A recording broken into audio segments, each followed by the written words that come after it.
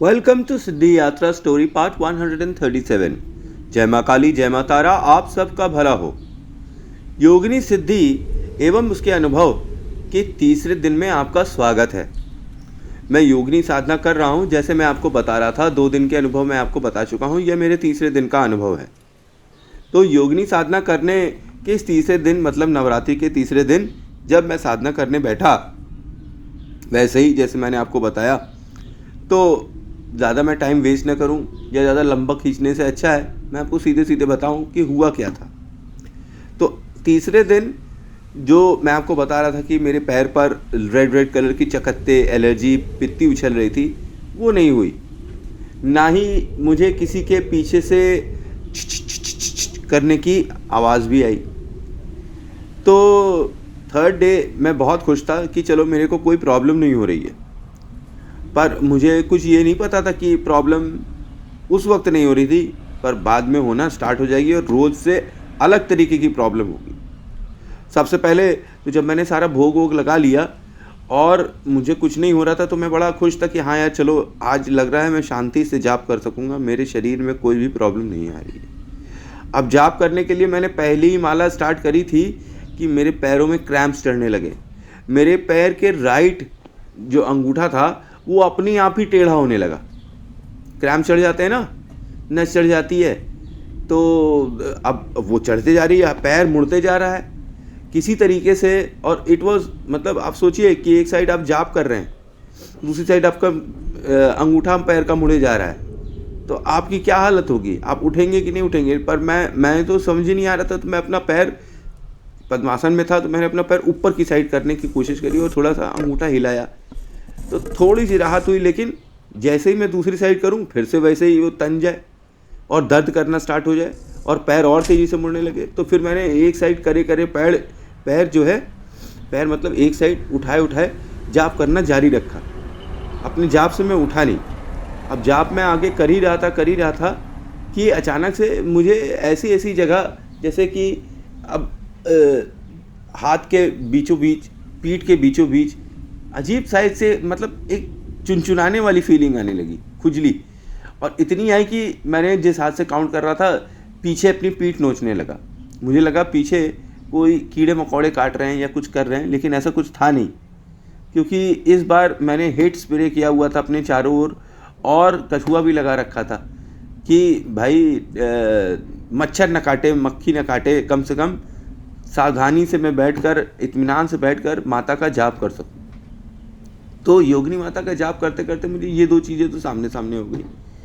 अब जिस वक्त करीब, मैं बताऊं आपको कि हो रहा था करीब 4 बज रहे थे, हाँ 4 ही बज रहे थे मेरे ख्याल से, एवरेज 4 बज रहे होंगे, क्योंकि मैं 5:15 बजे तो उठा हूँ जाप कर। तो 4 बजे के आसपास ही होगा समय का अंदाज़ा मैं बता रहा हूँ कि मुझे ऐसा लगा कि किसी ने मेरा गला दबाना स्टार्ट कर दिया है। सांस मेरी घुटने लगी कस के। मैं अपनी चौकी पर बैठकर जाप कर रहा था और अचानक से मुझे लगा कि मेरा दम घुटने लगा है, किसी ने मेरा गला दबा दिया और मैं तड़पने से लगा। बैठे बैठे मेरा शरीर झटके खाने लगा तेज़ी से, बहुत बुरी तरीके से। कल बहुत झटके खाने लगा, पित्ती नहीं उछली, कोई चिल्लाया नहीं, कुछ नहीं, लेकिन इतना ज़्यादा झटका लगने लगा और मैं जैसे तड़पने लगा, मैं सांस दम घुटने लगेगा। मैंने जाप करते करते अचानक से इतना मुझे प्रॉब्लम हुई कि मैंने 1 मिनट के लिए अपना माला रोका और कस के गहरी सांस ली अंदर से, क्योंकि सांस लेना एकदम दूभर हो गया था। और जैसे सांस अंदर गहरी लिया, खांसना स्टार्ट कर दिया। अब मैंने माला को पकड़ रखा है और खांस रहा हूँ, खां। मैं सोच रहा हूँ भगवान ये क्या हो रहा है, कहीं मैं आज कर भी पाऊँगा कि नहीं कर पाऊँगा। मैं अपने मनी मन माता को हाथ जोड़कर बोल रहा हूँ, माई क्या गलती हो रही है जो इस तरह की कठिन परीक्षा ले रही हो? क्या मैं तुम्हारा बेटा नहीं हूँ? क्या मैंने तुम्हारी इतने साल सेवा नहीं करी माँ, जो मेरे साथ ऐसा कर रही हो? मुझे प्रेम से पूरा जाप कर लेने तो माता, तुम मुझे मेरे साथ ऐसा कैसे कर सकती हो? बोलो ना माँ। लेकिन दम घुटने का जो सिलसिला था वो जारी रहा, और वो तब तक जारी रहा जब तक कि मेरी आखिरी माला नहीं हो गई। फिर इस बीच में जब ये लास्ट माला हो रही थी, तो लास्ट माला में मैंने आपको बताया मैं हमेशा आखिरी माला में अपनी आंखें खोल देता हूँ, आंखें खोलता हूँ। और जब मैंने आंखें खोली तो कमरा में तो अच्छा खासा अंधेरा था, पर पता नहीं मेरे मन के अंदर बड़ी गंदी गंदी बातें आने लगी, मतलब सेक्स से रिलेटेड बातें आने दिमाग में चालू हो गई। और मैंने अपने देखा कि जिन जिन स्त्रियों से या जिन दोस्तों से या जिन गर्लफ्रेंड से या मतलब जिनसे मेरा कभी संबंध था, वो मेरे पता नहीं कैसे दिमाग में घूमने लगे। और उनमें से एक जो थी, तो उसको मैं कायदे से नहीं जानता था, वो काफ़ी उन्हीं स्त्रियों के बीच में थी। मुझे काफ़ी स्त्रियां दिखाई पड़ी, उनमें से कई ऐसी लड़कियां थीं या औरतें थीं जिनको मैं जाना करता था, जो कभी मेरी दोस्त हुआ करती थी। तो उनमें से एक जो थी, उनमें से मैं उसे जानता नहीं हूँ कभी भी, वो काफ़ी मतलब डार्क स्किन थी। डार्क स्किन मतलब कि ऐसे नहीं कि अफ्रीकन लग रही थी, पर हिंदुस्तानियों में भी जो डार्क स्किन होते हैं ना, जो काला गुलाब जिसे कहते हैं हम, कि वो थी बहुत सुंदर, डार्क स्किन की। और वो उसने कोई कपड़े नहीं पहने हुए थे, और वो मुझे ऐसा लगा कि कमरे में इधर से इधर घूम रही है।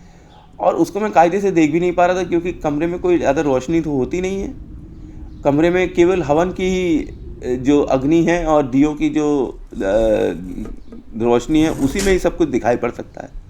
उस रोशनी में वो औरत हल्की हल्की दिखाई पड़ती, और वो पूरी निर्वस्त्र थी, उसने कोई कपड़े ही नहीं पहने थे। वो पूरे कमरे में इधर से इधर करीब उसने मेरे ख्याल से 2-3 मिनट की बात होगी, इससे ज़्यादा वो नहीं दिखाई पड़ी।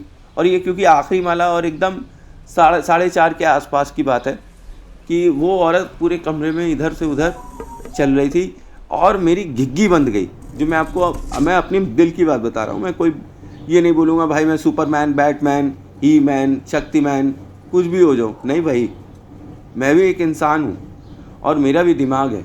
मेरी तो घिग्गी बंद गई कल वो उस औरत को देख के कि ये इस तरह की चीज़ें मेरे साथ नहीं हुई हैं, जो लगातार ये योगिनी साधना में हो रही हैं। मैंने सोचा था कि योगिनी साधना को मैं आसानी से कर लूँगा, क्योंकि मैं और मंत्रों का भी जाप करते ही आया हूँ, और माता भी तो माता ही है ना। तो मैं इसी सोच के साथ आगे चल रहा था। पर मैंने देखा कि ये सोच तो ठीक है, माता भी सही है, वो भी माता ही हैं, लेकिन हर शक्ति अपनी ताकत ज़रूर दिखाती है। और मेरे केस में मैंने देखा कि ये तीसरा दिन है और मुझे लगातार अनुभव अलग अलग तरीके के हो रहे हैं जो साधना में होते हैं। और जो पहले अनुभव हुए थे वे धीरे धीरे करके बंद हो, जैसे पित्ती बंद हो गई, पीछे से लोग कोई चिल्ला रहा है, छिछ बुला रहा है, ये बंद हो गया। पर उसकी जगह कुछ और सही हो गया। अब कोई गला दबा रहा है, अब कोई औरत दिखाई पड़ रही है, पुरानी गर्लफ्रेंड्स की पूरी लाइन दिखाई पड़ रही है, उन लड़कियों को दिखाई पड़ रहा है शायद जिनके साथ मैंने कभी नाइंसाफ़ी करी होगी। अब जवान आदमी होता है, प्रेम प्रसंग होता है, कुछ न कुछ गलतियां करता है, किसी को आपने गालियां दे दिया है, किसी ने आपको गाली दे दी, किसी का आपने मन दुखा दिया, तो वो क्लेश और ग्लानि आपके मन में रह जाती है कि नहीं यार ये ऐसा नहीं करना चाहिए था, उसके साथ हमने गलत कर दिया।